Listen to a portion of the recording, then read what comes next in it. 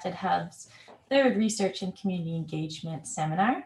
We're very pleased to have Mr. Eli Wolff here with us today to share his talk, Separate is Not Equal, Brown versus Board of Education, Making the Case for Disability Inclusion in Sport. Before I introduce him and get started, I just want to begin by sharing a quick video created by the Calgary Foundation for land acknowledgement.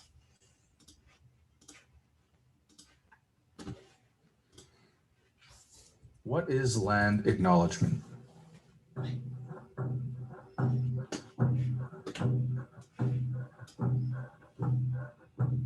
Those of us that are continuing our oral history are blessed. What we shared, that was told from way back. We were part of the ecosystem. We were not masters of it. You know, after we grow up from our biological mothers, the earth becomes our caregiver. Everything that we need is there.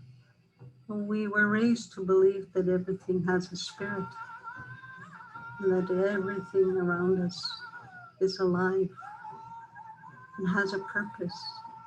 The spirit of the land and our spirit. You can't separate land and people. In Treaty 7 territory, I'm accepted, I'm something, and I'm with my people. We honor our ancestors by acknowledging Treaty 7 territory. We acknowledge the Treaty 7 nations, the Piikani First Nation, the Siksika First Nation, the Kainai First Nation, the Stoney Nakoda First Nations, and the Tsuut'ina First Nation. We acknowledge the ancestral territory of the Siksikaitsitapi, the Blackfoot Confederacy, and the home of Métis Region number 3.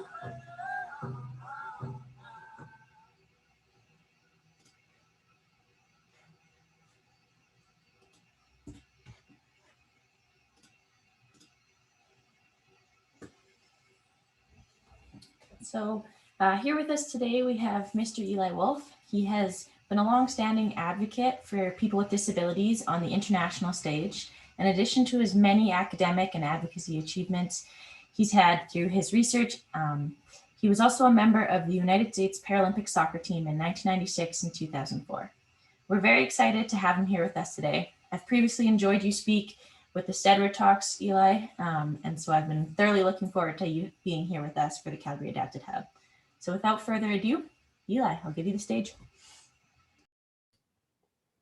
Excellent.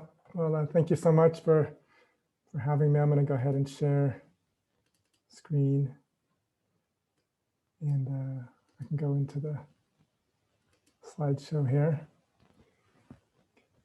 No, it's really wonderful, just to be with all of you, and collaborating with David and and Caroline and just the whole team, and also following my wife Sherry's talk. So I'm feeling the pressure already, but I really think it's just an honor here to be here and have the chance to share this conversation and this journey. A lot of what I'll be sharing tonight is sort of a combination of sort of personal journey, as well as research, policy, as well as sort of advocacy, and really around this question of inclusion, disability inclusion in sport, and kind of what that looks like, what it means, what are the factors, how is it influenced, and part of it is around anchoring it around the whole conversation of separate is not equal, and the Brown versus Board of Education. And part of the reason why I'm doing that is historical, and also because of sort of a personal, my family, my grandfather's connection to that case, which I'll talk a little bit about. And I also do want to give a shout out. I know Ted has joined here, and I'll talk a little bit about Ted and David and Mary and our team over the last 20 or so years. We just want to thank Ted in particular for joining and being a part. And so I wanted to sort of start off with just sort of this message.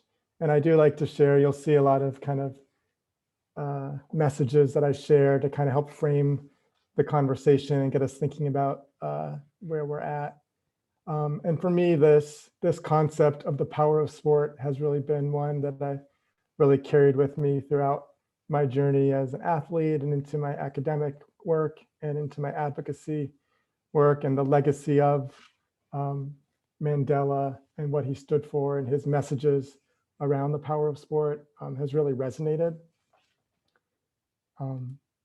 And my work and with colleagues, with Ted and Mary and David and others, it's been in this area of the power of sport and how do we develop innovation, creativity, diversity, leadership. How can we really think about the power of sport in all the ways that it can be transformative? So we've had a project that's evolved over 20 years, starting with disability, and it's evolved into different areas. I'm going to stay pretty focused on disability today, just because that, really connects in this way. But also just to kind of be able to share that the work, our collective work and the passion of what we do and how we think about these concepts, it's really kind of intersectional, it's systemic. It's really kind of how do we connect the dots of not just seeing disability in isolation, but how does it really resonate to other areas of social change and social transformation in sport. And so this whole concept of inform, empower, and transform. And so that's really what we'll see as kind of messages throughout, not only disability, but kind of how sport can be utilized as a platform and how we can see inclusion happening in different ways in sport. And so as we begin to think about, kind of shift into this whole conversation about separate is not equal, and we see this message evolving over the years and in recent years, and not only with regard to racial justice, but with regards to all areas of equity and inclusion.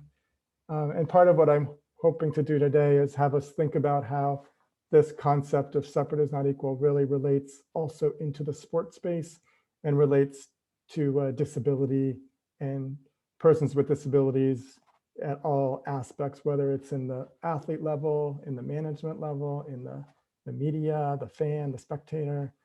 So all aspects of the experience of disability in sport, that there is this relevance of the concept of separate is not equal.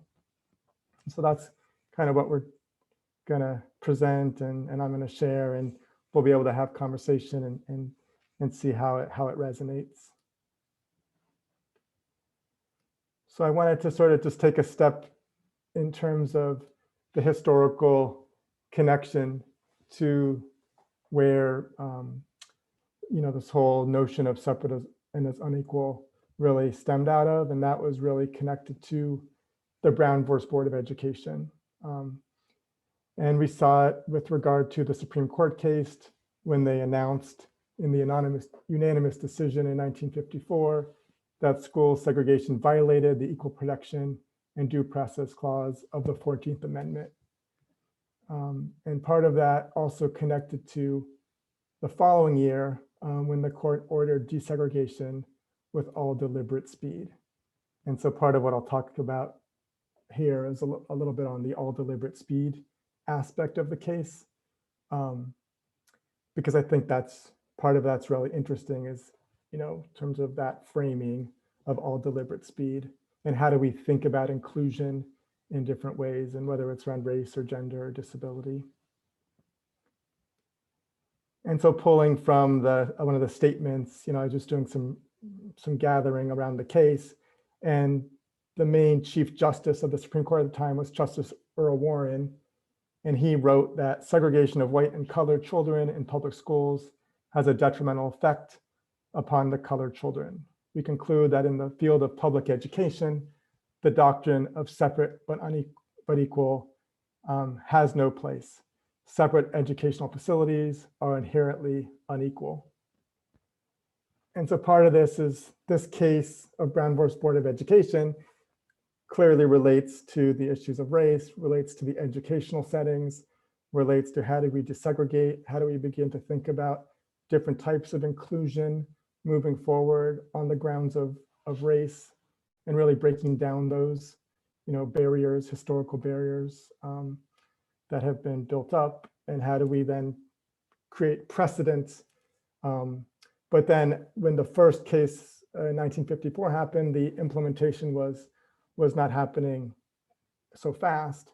So the Brown versus Board 2 took place. So there was a second proceeding, and that was when this statement of all deliberate speed. And so part of it was that there were different interpretations of that. Was the interpretation to say, well, we really want this to go fast. We want this to go as fast as you can to implement, or was this actually a way to slow things down where really it's so vague and hard to interpret of, well, we don't really know what all deliberate speed really means. So the personal connection for me, it really to share, has to do with my grandfather. So Payson Wolff is my father's father, Payson Wolff, and he had really an amazing, journey. He became a Supreme Court clerk, and he was clerking during the Brown versus Board 2. So during Brown versus Board 2, he had just graduated from, he did Yale Law School, and then he went into the to Supreme Court to clerk for the year. And so it turned out that year that he was clerking was during Brown versus Board 2. And part of the story in my family and what you see here is that he was really part of the drafting and part of the work around this decision from year 1 to year 2. And part of his work was around the notion of this whole concept of all deliberate speed. And so it's just really, for me, reflecting back now and really knowing this part of my family history, it just makes me really think a lot about kind of like that this work being done on social justice and in this way during Brown versus Board of Education 2, and what it meant significantly in the United States and how it was such a landmark decision. How did this story, have a kind of a trickle down effect through my parents, through my dad, then down to me in terms of how, I became passionate about, social justice and inclusion and things like that. And I was able to find this excerpt. I don't have really a whole lot of the story, and I really, one of the goals that I really thought about over the years is to really gather more of that story from my father and my aunt, and my grandfather is now no longer alive. But I really want to be able to capture more of the story because I do think there's so much there that it's really been powerful in that story. But this image here is one of the Charles White portraits, kind of a famous artist who did a lot of work around displaying the experience during segregation and things like that. And I remember vividly growing up that there was this really amazing piece of art in our house, very big artwork. And so I never really knew why, growing up, you just don't know all the story, but the fact that was there. And then I remember, when my family was dividing up some of the historical pieces in my grandfather's house and my grandmother, I remember seeing that image again. And so that's why I thought I would, share it here today. I mean, interestingly enough, just briefly, my grandmother was also, really interesting. She was in the very first class, one of 3 first class of women in Stanford Medical School. And so she had her own kind of journey as well. And so that, there's a parallel story. And there's just, for me, I think growing up, particularly around the Brown versus Board of Education history and in the family lineage, but also just kind of being on the forefront, being a pioneer in different ways has sort of been a sort of interesting storylines, and particularly for my grandfather and my grandmother as well. So I wanted to just sort of shift a little bit, and we'll kind of carry the theme of the Brown versus Board through, and kind of how it connects to some of the work that I've been involved in and some of the different cases that I'll describe, and sort of talking through this area of making the case for inclusion and so forth.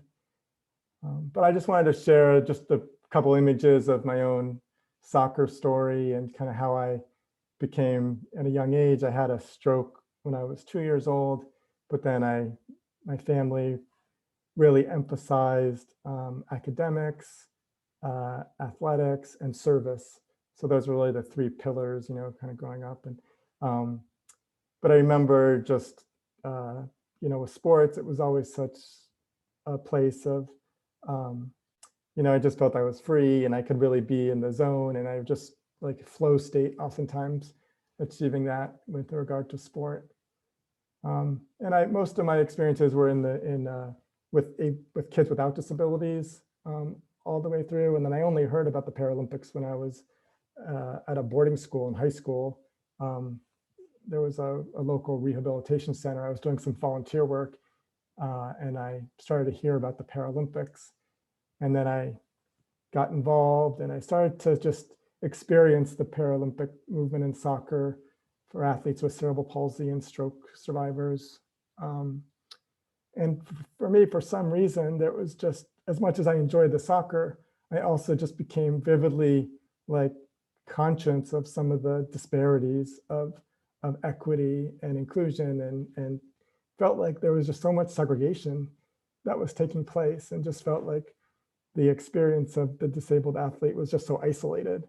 And for some reason, I just couldn't always pinpoint it or articulate it. I just felt it. And it was just sort of this feeling that that wasn't quite right. And so, we had this amazing, 1996, it was this really great event, and, got to experience the games. We had this photo with Pele here.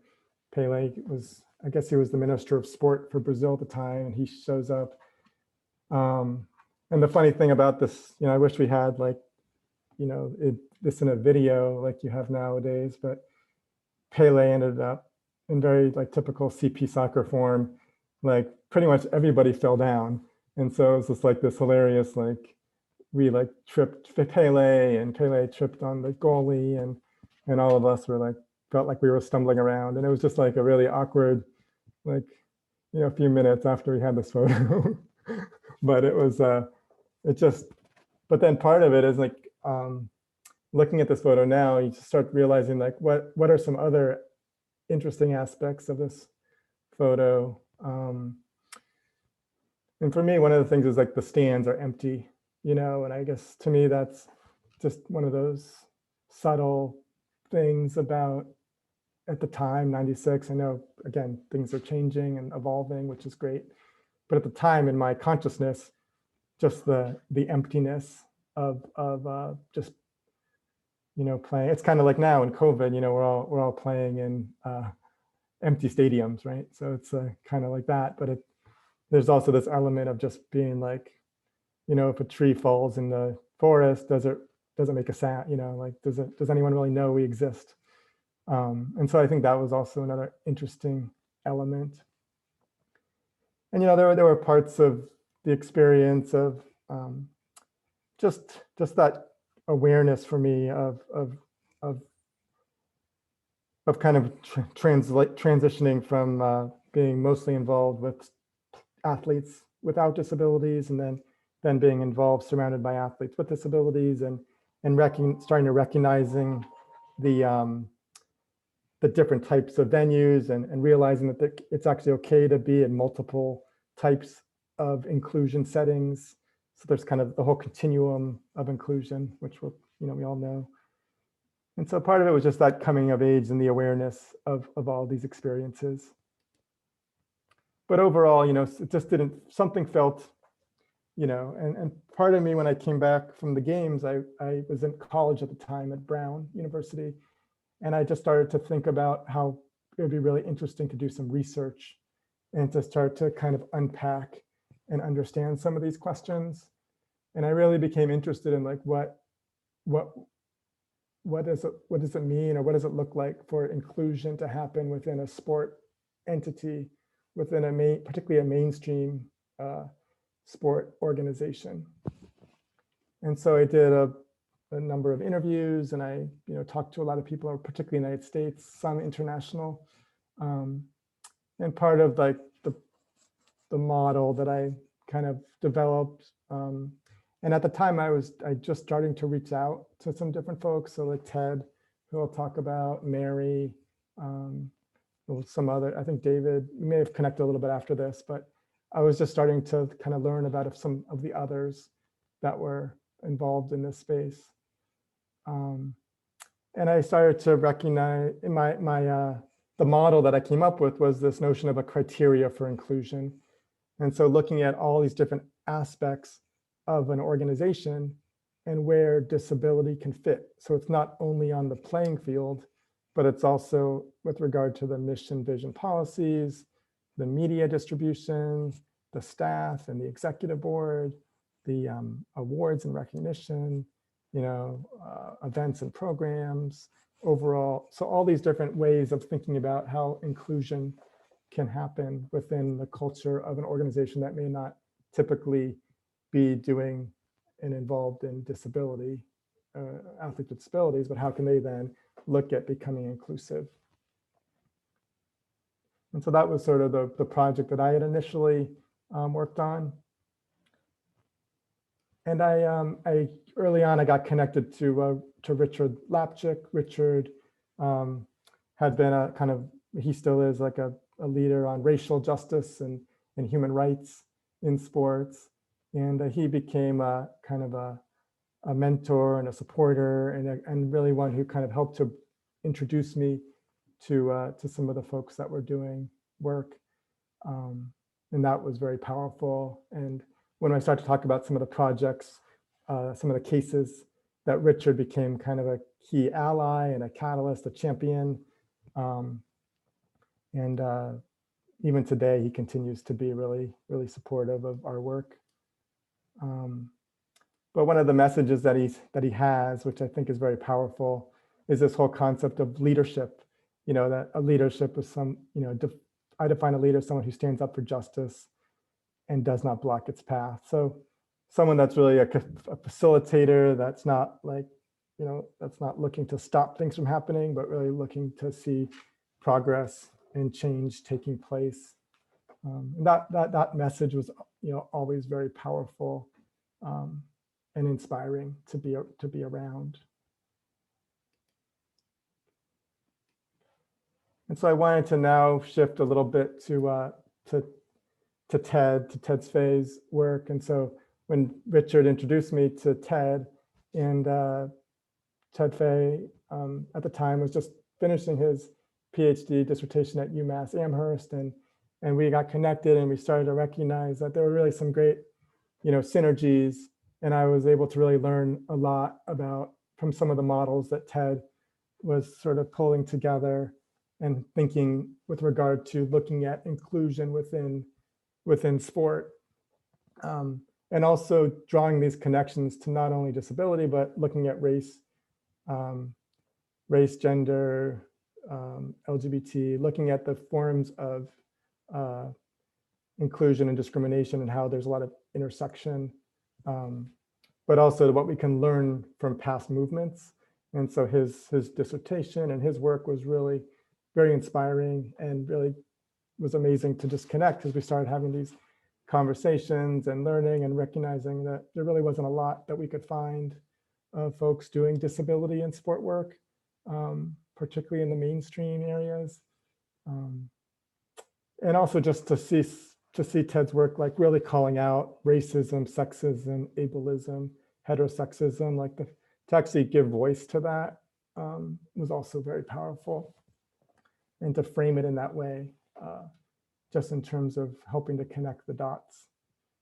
And this model here, I really think it's really extremely useful because it helps us think about organizations as they move from exclusion or lip surface tokenism to really valuing diversity and inclusion. And even the difference between accepting, you can accept something, but do you value it? You know, you may not always be, you may be willing to accept something, but that acceptance could be in the basement.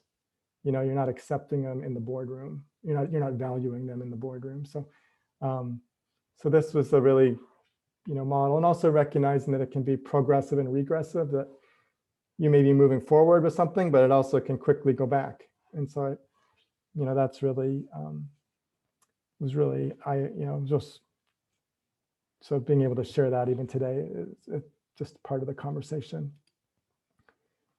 And the other model, just to share as we start to look at some of the cases and some of the situations that I wanted to highlight today, is really looking at this notion of what causes change to happen. What are the influencers that lead an organization or institution to actually move progressively or regressively along that continuum. So everything, and I won't go into detail on these, but basically major societal events, changes in laws and court actions, big high profile role models, the whole notion of critical mass, of like when there's enough people that are really engaging. Of course, the role of the media, how can the media shape a conversation? And then the role of the leaders. So what's the people that are in positions of power? You can see many examples of, an organization has one leader doing one way, and then another leader takes the organization a completely different direction. You also can look at the economic value. So is there the business case, the return on investment? So looking, and that's a strong element of disability, is what is that economic case? And then also kind of this whole concept of just changes in beliefs or stigma or stereotypes. And so that's how are those evolving in our society? And then a key one here is the hiring of is there a sustainability? Is there a person or multiple people that are there that can be responsible? The staff, is the staff transitioning? Is it a person have 1/4 of their time? Is there one person for 3 months and then another person for the next 3 months, and then there's nobody? I think part of it is this notion of who are the people, not only at the executive level, but at the staff level. And then, part of this overall is just looking at strategic change and strategic management, and really looking at those factors. So, I think the work of combining the continuum and the criteria and the factors, I think it's a model, these multiple models for looking at inclusion. And I guess part of this, also connects to the concept and as we gain momentum, in our work. So Ted and our colleague Mary Hums, sport management professor at the University of Louisville, joined up with us, and then David as well. And we began sort of joining forces about how do we really think about disability in sport, and what are some of the initiatives that we can take and look at, and where are the opportunities.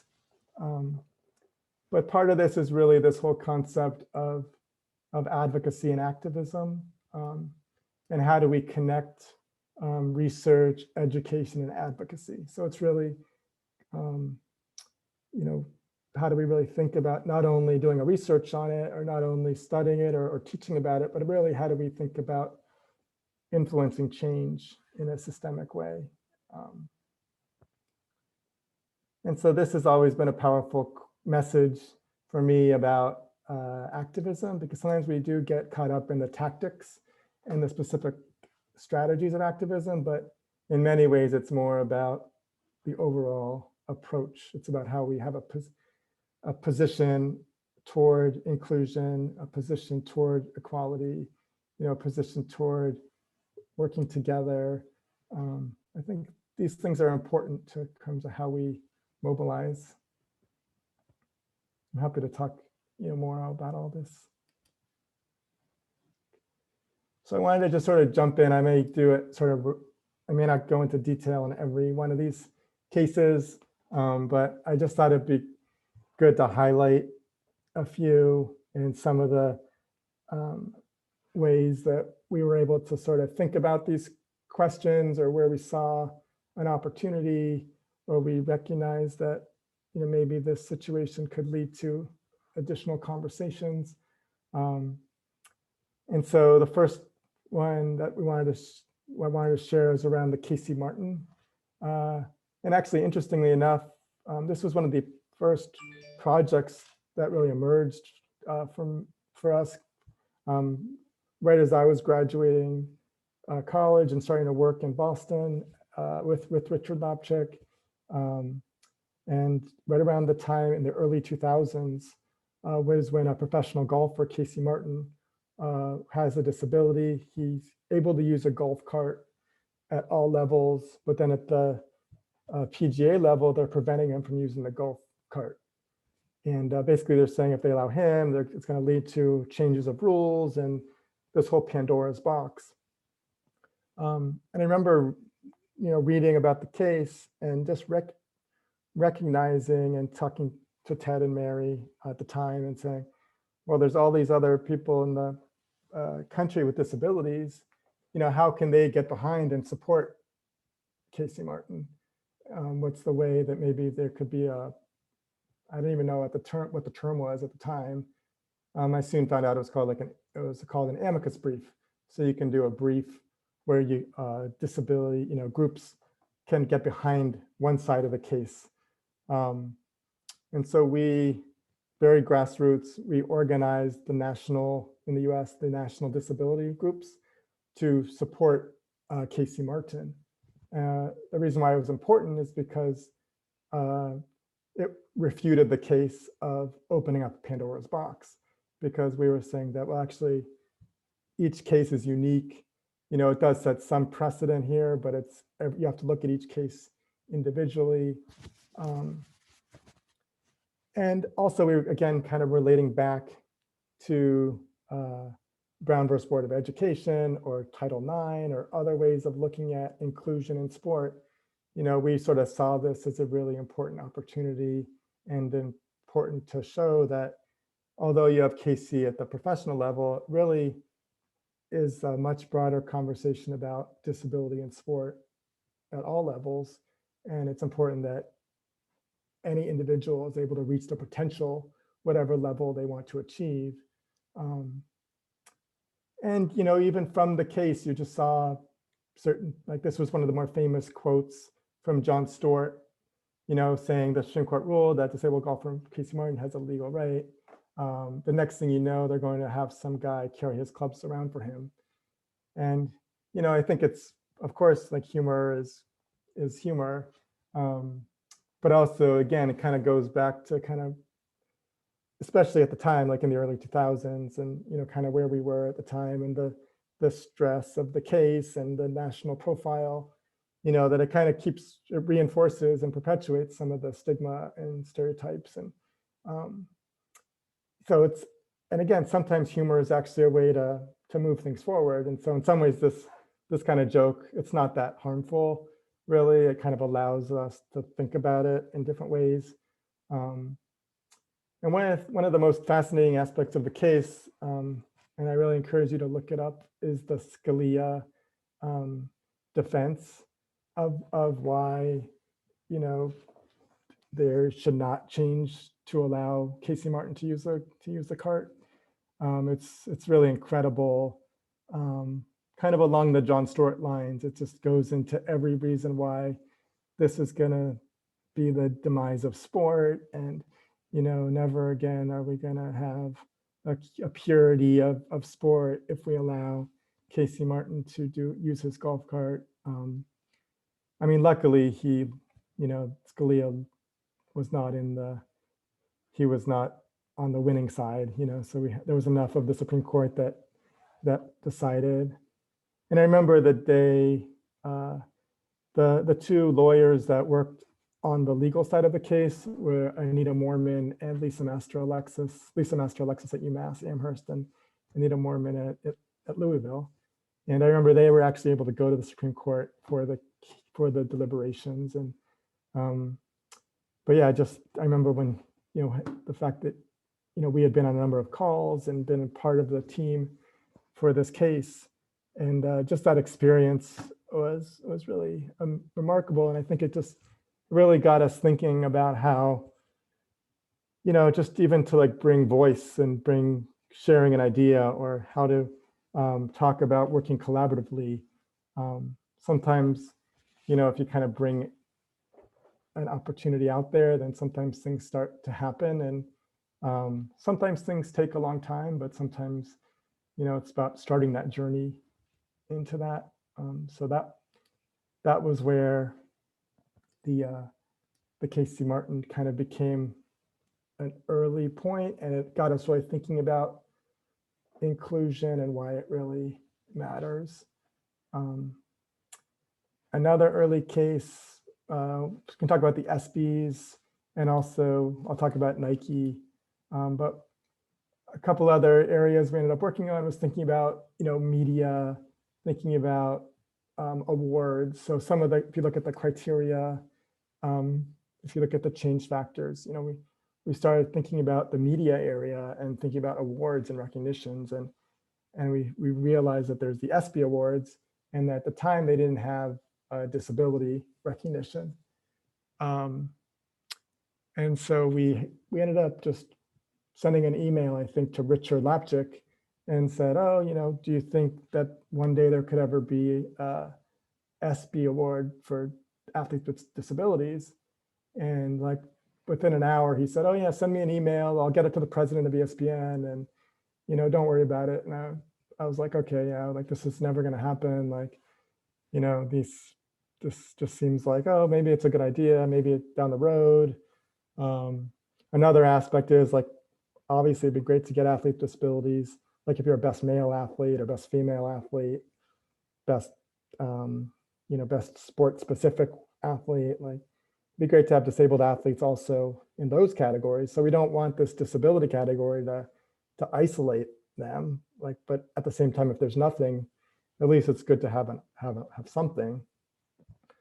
And so we put together this letter, and I was like, oh yeah, it'll take, a couple years.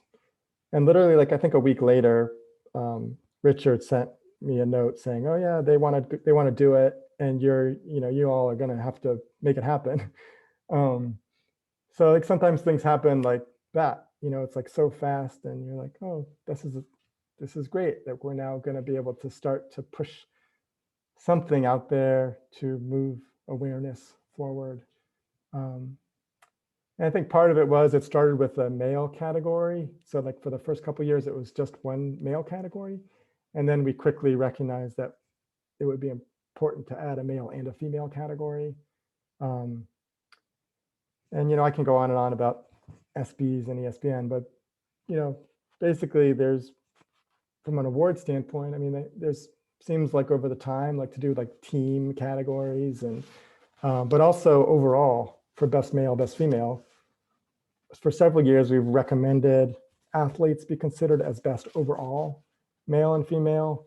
And I know that they've made it to the final list, the final round, but they've never made it into like the final cut. And so, I keep hoping that in the next couple of years in the future that some of the athletes will actually be considered as best overall male or best overall female category, in addition to having these categories of best male and female with a disability.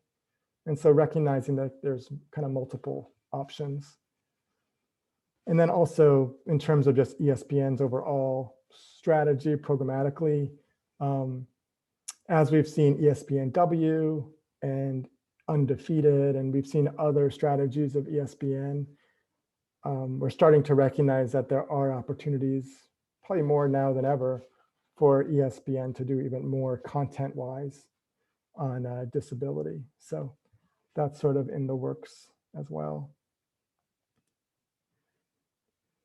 On the Nike side, there's been efforts, where we had the chance to start working with Nike in the early 2000s, like 2004, 2005. And we just started talking with them about actually doing more on the commercial side. So doing more with with spots and actually getting around where things could go for athletes with disabilities. Nike has their Just Do It message. They also have, if you have a body, you are an athlete. And so that message also really resonated around disability. And so we started to just kind of pitch, different ideas, and talking with some of the marketing group, advertising. Got to spend a bunch of time with Whiting & Kennedy, which is the ad agency for Nike. And I remember right around the holidays, I got a call saying they wanted to do a spot for New Year's around disability. And they wanted to have they were thinking about an athlete, Matt Scott, who's a wheelchair basketball player. And they talked to me about what the message they were thinking about, which was around, the whole notion of not making excuses, around the holiday, as you're shifting into the new year, it's, it's like, oh, well, I'm not going to make any more excuses. So anybody, whether you have a disability or not, it's around that time of year that you start to think about that message.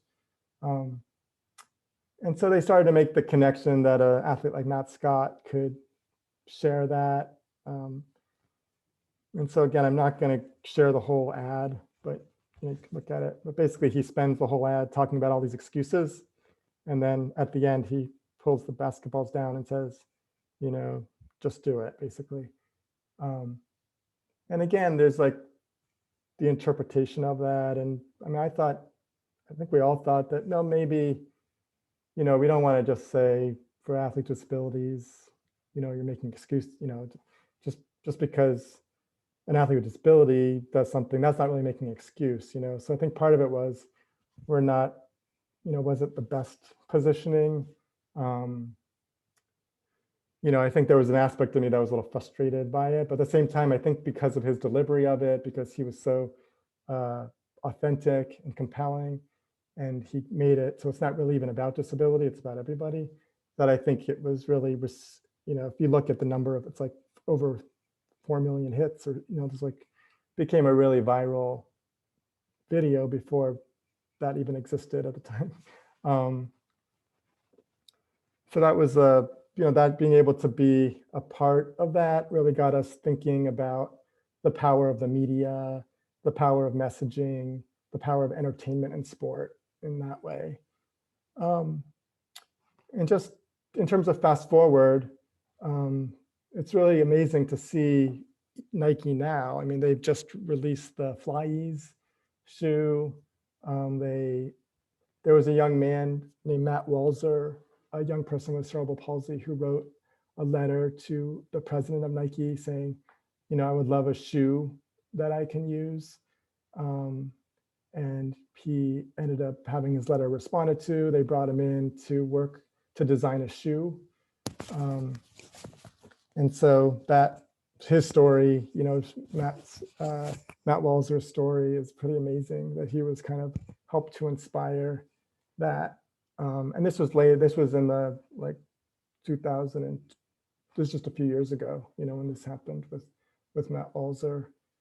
One of the projects that we did with Nike was also not only the spot, but we also worked with them to think about signing some athletes to sponsorships. So we worked with them. I think we ended up signing about 10 or 15 athletes with disabilities. And part of that was just really this, was just to get some of the athletes in the door. But one of the athletes was Sarah Reinertsen. Sarah Reinertsen is a triathlete who really did a lot of great work. And so her story is really amazing. So that's just a few stories in terms of where those things have gone. I know I've been sort of like talking a lot about these cases, but I want to just highlight a few more. And I probably won't go too much into the convention as some of the work we did on that.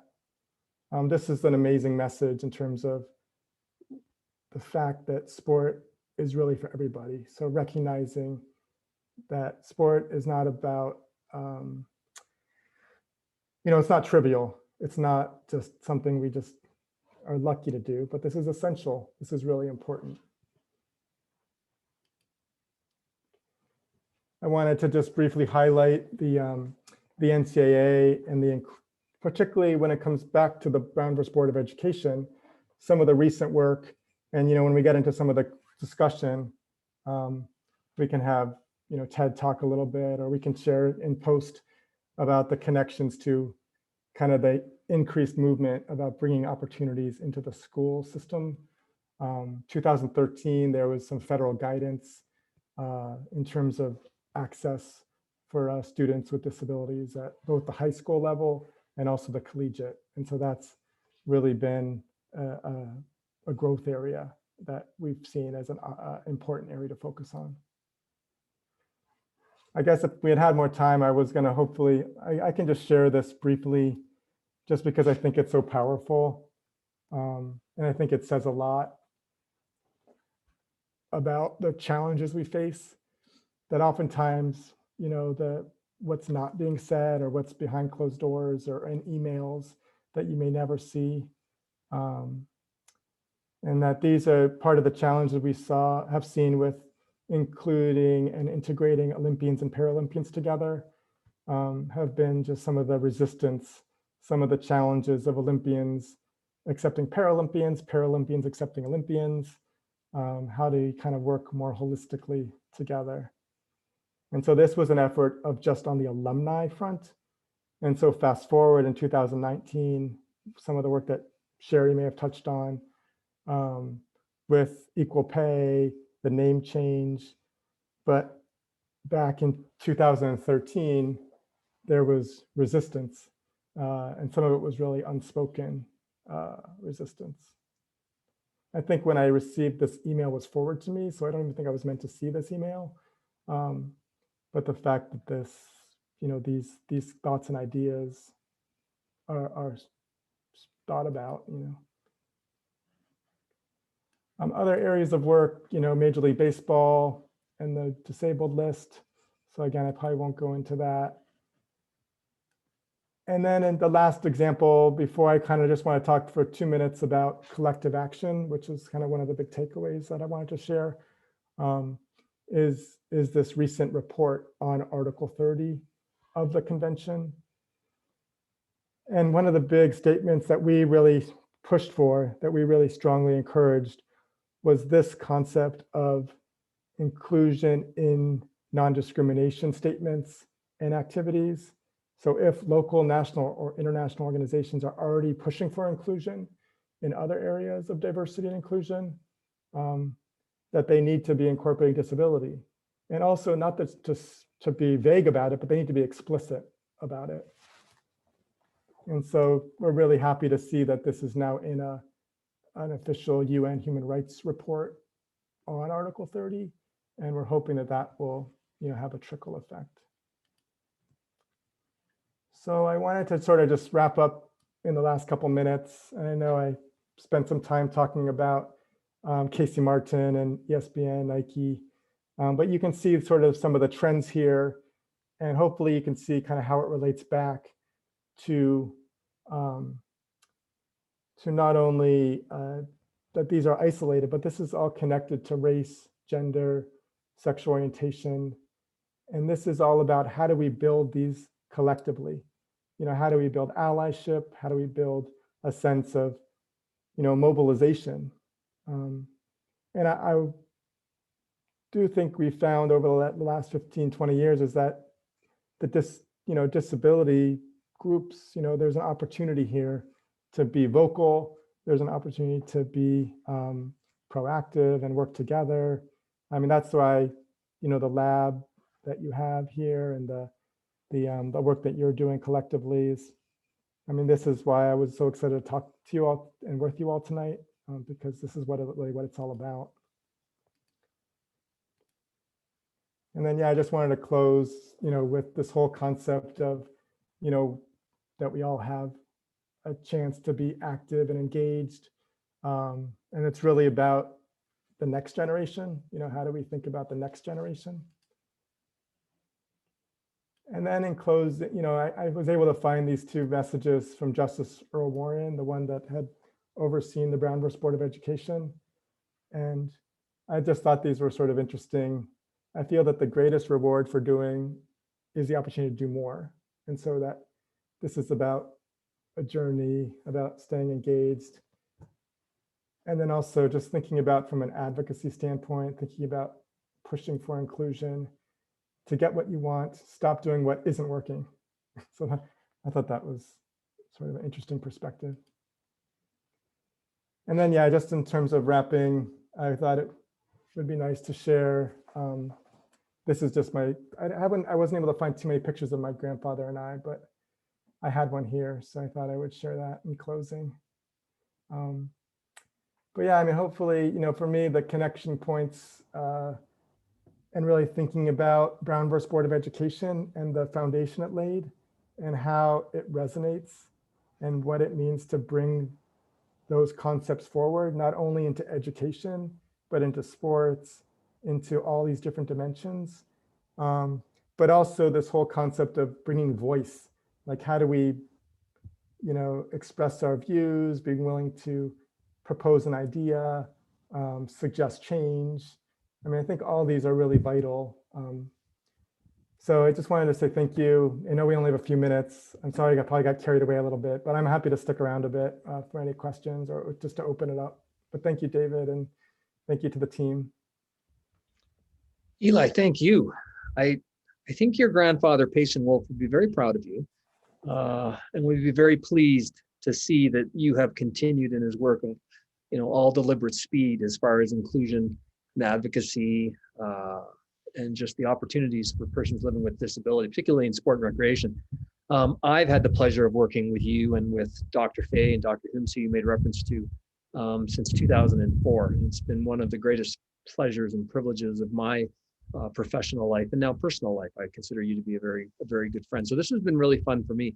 I didn't know about the background with your grandfather. That story was new to me, and that was really fun for me to be a part of that conversation. Now, I do acknowledge that people have agreed to stick around till 6 o'clock. So I don't want to overstay their welcome. However, you agreed to sticking around, and I'm certainly happy to do even for a few minutes. So if people are wanting to engage in a conversation, I would certainly encourage people to do that. But by all means, I also acknowledge and recognize that people have busy lives and that they're more than able and welcome to depart. I've connected. I've put your LinkedIn account on the chat function, Eli. I hope that's okay.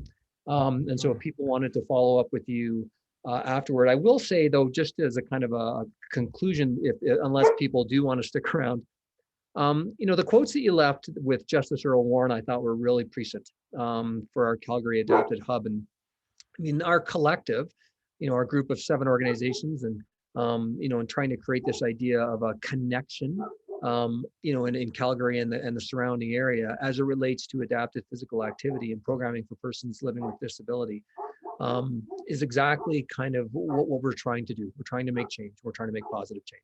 So thank you on behalf of the Calgary Adapted Hub powered by Jumpstart for being our speaker, our 3rd speaker tonight, and for leaving us with those meaningful and kind words. And my dog, Hudson, is also very, very congratulatory and happy for you. I'll walk inside if he doesn't be quiet. But I'm happy to stick around, and I'm happy to stick here. And thank you again, David and Ted. Thank you for being a part of it as well. So thank you. You're welcome. So that concludes the formalities of this. Everyone, you're more than welcome to depart, and we'll follow up by email with our next knowledge translation seminar, perhaps later this summer, and I'll allow Lisa to follow up with you on that. But again, I will formally close. Eli, thank you again so very much, and it's great to see you. And if people want to stick around and have a quick chat with Eli, you're more than welcome to do that. So take care.